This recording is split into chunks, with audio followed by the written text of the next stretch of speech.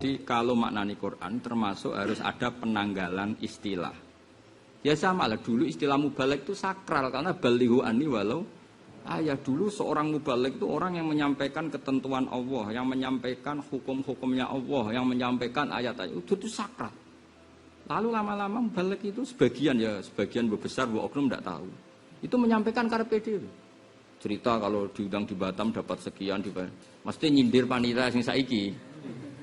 Lah kelakuan ngono iku kelakuane dai ila Allah apa dai ila nafsi? Aku ora ngukumi lho, kowe sing jawab. Jadi kalau baleni malih. Jadi kalau maknani Quran termasuk harus ada penanggalan istilah. Ya sama lah, dulu istilah mubaligh itu sakral karena balighu anni walau dulu seorang mubaligh itu orang yang menyampaikan ketentuan Allah, yang menyampaikan hukum-hukumnya Allah, yang menyampaikan ayat-ayat itu sakral. Lalu lama-lama mubaligh itu sebagian besar oknum tidak tahu. Itu menyampaikan karepe dhewe. Cerita kalau diundang di Batam dapat sekian mesti nyindir panitia sing saiki. Lah kelakuan ngono iku kelakuane dai ila Allah apa dai ila nafsi? Aku ora ngukumi lho, kowe sing jawab. Itu zaman Said Abdul Al-Haddad mun sering duka. Kam min da'in yadai annahu da'i ila Allah tapi hakikate da'a ila nafsi karena yang dipikir hawa nafsu. Lah saiki setengah-tengah iki niru Mbah Mun, niru wong saleh-saleh. Saalime Mbah Mun nek mulang nganggo kitab. Paling ndak kaya kula ngeten iki kan kowe jek eling. Ini kitab karangannya Said Muhammad. Said Muhammad guru-gurunya putrane Mbah Mun. Jelas sanate jelas. Beliau juga memaklumatkan kalau ini Zubdatul Itqan, kesimpulan dari kitab Itqan yang ngarang Abbas saya. Said Muhammad Yaghfari ndak karangan saya, karangannya Abbas saya Said Abbas. Jadi dulu memang ini karangannya Said Abbas ketika masih Zubdatul Itqan. Terus era Said Muhammad dimodifikasi jadi Al-Qawaid Al-Asasiyah. Terus beliau cerita sanadnya. Di kitab ini beliau cerita sanadnya sampai Imam Suyuti. Imam Suyuti cerita sanadnya sampai Rasul. Kan jelas ini pendapat siapa, versi siapa. Kan jelas versi beliau. Tapi nak kowe tanpa kitab, nggak mau. Wong mulangi Quran kok menurut saya itu piye jadi baik. Kowe apa ngaji Quran apa ngaji menurut saya? Mungkin ya ora mikir, nek dua omong tok ini ora mikir. Sementara ya kula ngomong ngono. Bodho tersinggung ora karepmu, pokoke iki Bukul haqqa walau kana murran ya ora ros, pokoke ngono aturane. Jogeman kena muni tafsir menurut. Nah, karena tadi paling enggak menurut Imam Suyuti dalam menafsiri ayat ini, menurut Imam siapa saja lah termasuk mufassir modern sekalipun asal beliau kredibel dipakai ulama kita pakai. Misalnya kayak Sya'rawi ya kita pakai karena guru-guru kita pakai Sayyid Abbas tentu ya kita pakai Sayyid Alawi, Mbah Mun. Kalau di Indonesia mungkin Hamka, Mbah Bisri Mustafa Al-Ibris, Kiai Misbah Al-Iqlil. Aku es kecelok wong alim, nanti saya biasa maca Al-Ibris, maca ya karena kita butuh sanad. Butuh apa? Dulu tafsir Al-Ibris itu ditulis di pondok sini loh, jangan kira. Karena dulu sama tak ceritani, kalau ora tau krungu menawa cerita aku, macam bakat kerumunan. Al-Ibris itu ditulis oleh Ki Bisri. Dulu kan kerjasama sampai Menara Kudus. Lah KTP rak mondok rene sapa? Mbah Nawawi Jogja. Mbah Nawawi arian ngajine teng mriki pas apa. Jadi di antara KTP Mbah Nawawi Jogja itu pas nulis pas beliau di teng mriki teng Damar. Sing cerita kula nggih Mbah Pas zaman Sugeng, Mbah Pas cerita dhisik Kang Nawawi ku ning kene iku pas sampai nulis napa? Ibris ini nek mboten enten komputer. Terus di sini banyak termasuk pesolatan. Dulu Raden Asnawi nulis ya sebagian di sini. Di mulane kula niku diutus Mbah Pah ngaji teng mriki seneng. Riyen niku pondok mriki niku dienggo ngaji wong sepuh-sepuh.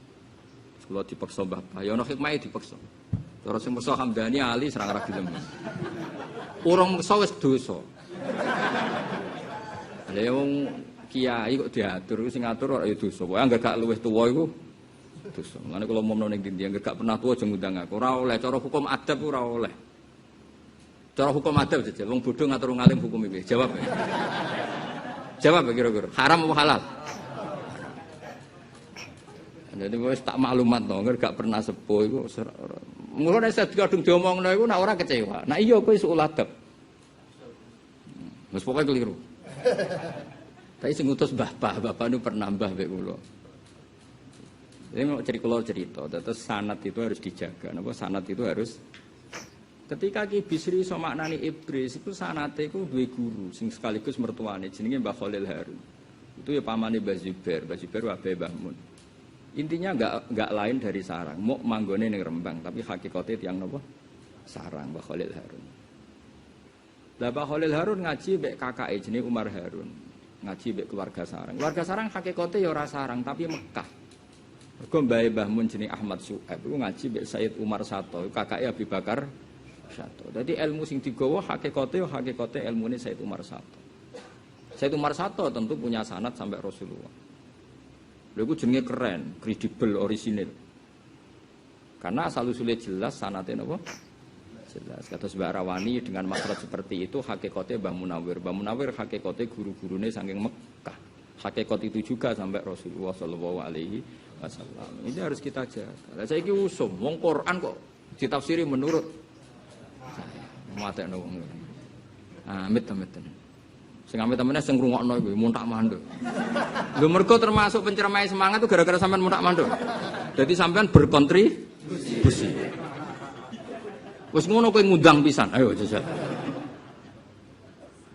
Nganti wong-wong do mlete kok gara-gara mbok undang ya to, cepet. Ayo jawab. Mereka gak ngomong mergo nek ora mbok undang, gara-gara mbok undang. Ngomong. Kowe melok dosa to. Nek gak diwamuk ini ora ngaku. Ya tapi kok terus dendam ya ora apik. Pokoke bangsa nyepuro iku luwih apik timbang dendam. Aku lah ya nyepuro, nek bar ya wis sepuro. Ki nek dibualeni ta. Atok ngamuk timbang tak lapor pangeran kemanten dongaku malah repot. Kalau nak gelo mbek wong atok ngamuk. Nak ngamuk iku kan kula ora mesti mandi. Tapi sekali kula gelo mbek pangeran nganggo kapasitasku sebagai wong sing nggo Quran kula salat, wah bahaya. Kemanten maksudnya dadi. Mulane aja geman tukaran mbek wong parek pangeran atau mbek Hamdani maksudna ora mandi bahaya. Pokoke tukaran mbek wong sing dongane mandi iku bahaya. Tapi muga-muga ora pati gelem donga mbek. Nek donga maksudnya ora pati ya. Tapi kalau mau mengingatkan mbok yo yang jelas wong jenenge Quran itu kalamullah. Ya berarti kita cerita tentang hukumnya Allah. Lah kita ndak akan tahu kecuali dengan sanad. Karena hukumnya Allah ndak bisa diduga. Makanya Nabi ancamannya mangqala fil Quran bi ra'yi, sebagian riwayat fa'asoba. Nabi itu pernah dawuh fa'asoba. Kalaupun benar itu tetap falyatabawa makadahu. Itu kalaupun benar apalagi salah. Semoga riwayatnya ada yang fa'asoba, tapi sebagian riwayat itu fa'asoba. Kalaupun benar itu masih falyatabawa. Lah maknane Quran ora angel iki, sampean pikir misalnya Fatihah paling terkenal. Tak warai iki. Mergo potensi salah. Apa wis salah ora potensi, pancen wis salah. Fatihah surat paling populer. Iku nak maknani. Iku kudu ngene, wajib ngene ora kok mungkin ngene wajib ngene. Dadi bayangno Allah itu ketemu Kanjeng Nabi, rungokno Allah itu ketemu Kanjeng Nabi, bayangno. Bayangno ora tenanan, kok nak kowe meni tenanan kok kowe bayangno Allah dijihah malah perkara meneh kan. Tapi sing jelas Nabi ku mesti ketemu pangeran, tapi ora oleh dibayangno. Jadi ketemunya mesti tapi oleh muni mesti ketemu iku mbok memastikan nak Nabi ku Rasulullah. Paham ya? Ora usah dibayangno ben kowe ora bayangno Allah ya khullu fi makanin karena Allah bertempat. Yen dadi wong alim ku ya angel dadi gawe omongan kudu presisine kudu pas. Nah dadi wong bodoh kan enak. Allah ketemu Kanjeng Nabi ning Sidratil Muntaha. Kan gak ngrasa dosa santai wae. Dekne ora kepikiran nek iku menabrak kaidah Allah la yakhullu fi makanin Allah ndak nempat. Wong orang alim yo ora kepikiran. Dadi mulane wong orang alim yo baru kamu ora kepikiran. Tapi nek wong alim mesti kepikiran. Nabi Mi'raj ketemu Allah. Tapi mesti nambahi bila kaifin walan khisorin. Wah, mesti ditambahi ngono. Tapi aja mbok bayangno. Mergo kuwatir engko ana jargon Allah bertempat. Mulane wong alim nek nerangno mesti langsung double. Nabi ketemu Allah tapi bila kaifin walan khisorin. Mergo Allah iku la yutaka yaf gak iso di bayangno mergo Allah laisa kamislihi syai'un. Wis dong ya. Wong iku yakhluqu af'ala nafsi. Wong iku iso gawe prilakune dhewe. Tapi nek cara ahli sunnah wong iku kabeh dipeksa pangeran. Akhirnya Zamasari niku alasane Zamasari nek wong iku kabeh terserah Allah berarti maksiat ya terserah Allah. Nek ngono Allah nyiksa maksiat iku dolim mung kersa-kersane dhewe disiksa-siksa dhewe. Pikirane Zamasari ngoten. Suwe-suwe niku masyhur ana anake wong alim, rada bulet tapi bulete wong alim. Singkat cerita anake dirabekno Mbak Jamasari. Wahyu anake Jamasari senenge entuk wong ayu. Bareng malam penganten bar jima wis pokoke asik bar bulan madu. Bojone muni ngene, "Mas enak Mas." "Ya enak." "Ijek kepengin." "Ya ijek kepengin wong enak." "Ayo Mas baleni." "Wis ora iso." Jare wong iso nekan nglakoni karepe dhewe. Terus Imam Jamasari nak ngono wong karep ora mesti iso nglakoni. Terus tobat dene. Jadi wong ayu iso nobatno wong alim. Dari ngono kok ngenteni ra kelar baleni. Paham Imam Jamasari ku tobat iku perkara kelon ra iso baleni. Wong alime ngono ngarang kitab Kasyaf iku kalah ya mbek wong ayu. Mulane wis ora usah engkar wis biasa wae kalah mbek wong ayu. Wis bocah elek kok kalah lha iku innalillahi wa inna ilaihi raji'un. Kalah mbek wong ayu wis kunane kuno. Jamasari sapa sing ora roh tafsir napa? Jamasari kabeh tafsir napa kitab napa? Kasyaf. Karangane sinten? Imam Jamasari. Tapi pincang dene. Ketukaran mbek ulama pasutno pincang. Imam Jamasari ku pincang, valid. Imam Jamasari tahu di pikiran gini, Nabi Muhammad mbek Jibril dari dekne afdal Jibril. Pikirane Jamasari, alasane Allah muji Jibril iku innahu laqaulu rasulin karim dzi quwwatin indadil arsy makin mutain sama amin. Jadi Quran itu diwahyukan oleh Rasul innahu laqaulu rasulin karim. Keren kan rasulin karim dzi quwwatin indadil arsy makin mutain sama amin. Sama itu neng kono-kono panggunan. Jibril adalah orang yang di mana-mana ditaklui, di mana-mana ditakuti. Oh keren, sifatnya Jibril keren. Berhubung sifatnya Jibril keren, sifat itu enggak ada di Muhammad. Mulane afdal Jibril. Musuh debatnya ku wali. Oh bocah kok elek ngono. Pincang kowe. Lha maksudnya untuk ngomong pincang ngono kene ora kritik kowe gak mau pincang. Lah terus yang hari gak terima lah maksud terus cara kowe ku piye? Lah iya tetep afdal Nabi Muhammad. Lah kok iso piye wong Jibril sifate kerene ngono. Lah iya kerene ngono wae trimo dadi utusan. Mau kon ngurusi Nabi Muhammad. Saiki utusan mbek sing diurusi ku keren di. Meneng terus sinten? Jamasari. Lah iya Jibril kerene ngono iku trimo ku utusan. Ora maksud. Sing maksud itu Kanjeng Nabi. Lah iya mlane cara pikirane ahli sunnah iku justru Jibril disifati ngono nunjukno kerene Kanjeng Nabi wong utusane wae sing ngurusi wae panitiane lah gamane cara cangkem elek panitiane wis sekeren itu. Mane ngaji enggak ngaji yo terus kowe dadi koyo Jamasari tobaté ngenteni kelon ra iso baleni wae. Lha niku tenan teng kitab-kitab tobaté Jamasari ku bantah-bantahan niku ora mandi perkara dekne berkeyakinan annal abda yakhluqu af'alan apa nafsi kalae mergo kelon enak wong ayu bareng wis seneng Mas seneng kepengin malih ya kepengin ayo le Mas jare wong iso nentokno kepinginane ayo baleni wis ora iso ora kuat jare anggere wong iso nglakoni karepe wah semjebule digambar terus akhire tobat den dadi ditobatno wong ayu ya alam taro lha jenenge apa alam taro alam talam wong ben mikir dadi wa khuliqal insanu dhaifa kuwi iso iman nek sause napa sause napa mikir. Ada kata tengkoran alam taro alam napa. Makanya kula suwun nggih iman pokoke sampean iman nggih kabeh ning dunya kersane Allah. Tapi Allah ngutus gedeng maksiat. Ya kita gedeng maksiat. Piye Allah ngutus gedeng napa maksiat. Tapi kowe kudu yakin nek maksiat ya kersane Allah. Lah terus logikane piye? Lah kowe kadang takok logika. Kowe iku sapa kok kakean takok. Ngremaya mangan-mangan nek wis.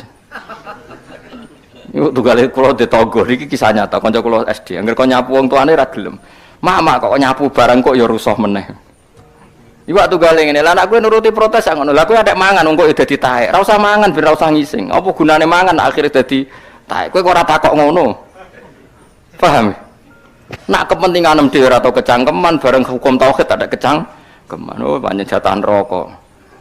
Mulane jare Kanjeng Nabi dawuh Nabi innama ahlakal ladzina min qablikum mergo kasratu masaidim. Di antara penyebab mlebu neraka kakean apa? Takok. Mulane bener sampean ngaji rasa takok. Takok malah neraka. Kok kadang takok iku wis bulet. Agama ini mau diprotes. Tapi nak takoke mergo ora roh ya ora apa-apa. Tapi bangkune wis do ketunan go jalalen ra roh. Ngalor ngidul go jalalen. Tapi kalau kandhani nggih takok itu seringnya itu menohok. Masyhur itu kan ada ulama Mu'tazilah debat sama ulama ahli sunnah. Ini tak dudono ceritane. Ini ada di kitab Ummul Barohin, juga ada di kitab Jami Usulil Aulia yang dipakai ngaji Habib Lutfi. Habib Lutfi kalau ngaji itu kan master kitabnya kan apa? Jami Usulil apa? Aulia. Saya punya kitab itu dan sering saya pelajari. Itu kitab Qadiriyah apa? Naksabandiyah apa? Khalidiyah. Itu masternya itu namanya kitab apa? Jami'u Usulil Aulia. Itu ada perdebatan begini. Kata ulama Mu'tazilah. Jika maksiat itu kehendaknya Allah, maka berarti Allah itu zalim karena menyiksa sesuatu yang kehendaknya sendiri. Terus dari ulama ahli sunnah gak jawab. Nak maksiat itu ora kersane Allah dan kemudian terjadi banyak di alam raya ini. Idzan yaqa'u fi mulkihi ma la yuridu. Berarti di alam raya ini banyak terjadi hal yang di luar kendali Allah. Nak ngono Allah dadi raja ora sempurna karena terjadi di alam raya sesuatu yang di luar kendalinya. Lagi pula maksiat lebih banyak ketimbang taat. Berarti setan skornya lebih baik karena menang terus.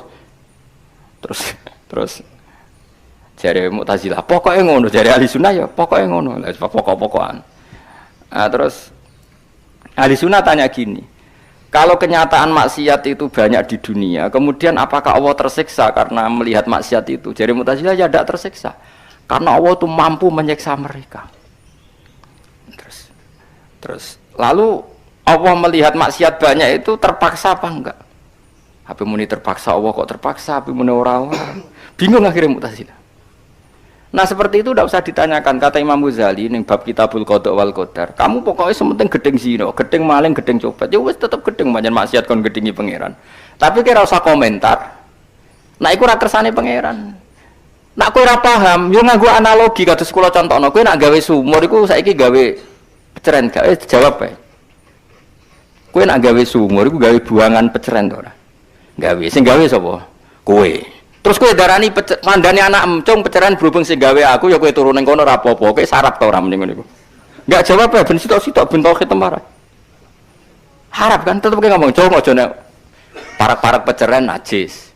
Apa terus pepe peceren gaweanmu terus gak apa-apa cung ning peceren iku ya gaweane bapak.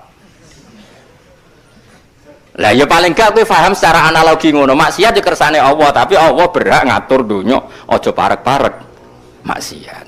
Paham? Lu paham tenan to? Lah mulane iman khairihi wa syarrihi minallah. Lah wong kudu ngaji ben ngerti. Aja kaya Zamakhsyari tobat ngenteni wong ayu. Tapi ya untung ndekne lah. Gelem kan ketitobat nang wong. Wah